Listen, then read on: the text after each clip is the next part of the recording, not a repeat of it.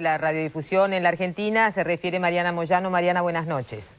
Buenas noches, Cecilia. Sí, hay algunos antecedentes que permiten entender de qué estamos hablando cuando hablamos sobre la ley de radiodifusión que se está discutiendo en el Congreso. Vamos a ver algunas placas que nos pueden explicar mejor y poner en contexto de qué estamos hablando. La Argentina siempre ha sido un país de avanzada respecto de la inclusión tecnológica. De hecho, en 1910 ya hubo algunos primeros intentos respecto de la radiofonía, y lo que hay que tener en cuenta es que en 1912 fue justamente Estados Unidos el primer país que reguló este tema de la radiodifusión, y lo que planteó fue que el Estado se reservaba el derecho de conceder las licencias y crea luego la Comisión Federal de Comunicaciones, que va a ser justamente la que se ocupe de las licencias. En la Argentina, en 1920, hubo una primera transmisión que se conoce como la de los locos de la azotea, y a partir de ese momento se dieron una serie de decretos, hubo algunos avances respecto de las creaciones de sistemas oficiales de radiodifusión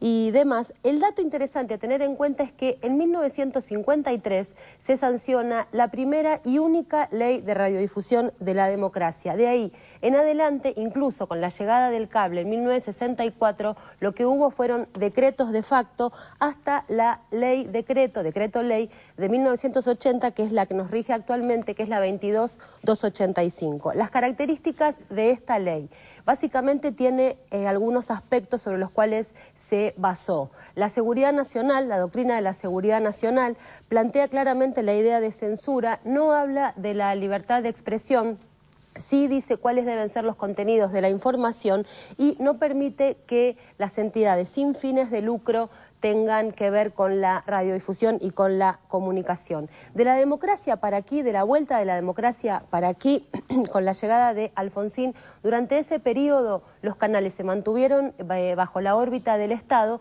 y el único privatizado fue Canal 9. A partir del fin del gobierno de Alfonsín, crece el cable, y justamente durante el gobierno de Menem se da un cambio en el famoso artículo 45, que es el que permite la multiplicidad de licencias, y se habilita que los dueños de diarios tengan propiedad sobre medios relacionados con la radiodifusión. Un dato a tener en cuenta: el Congreso que permite esto es lo que se llama el viejo Congreso, es decir, el que todavía se mantenía cuando había ya diputados electos, o sea, lo que estamos discutiendo en este momento, y justamente en ese momento no hubo ningún problema. Ahí se habilita la venta de Canal 11 y Canal 13. Desde aquel momento a la fecha lo que tenemos son 213 modificaciones en la ley de radiodifusión, con lo que tenemos es una serie de parches, digamos, y no una ley.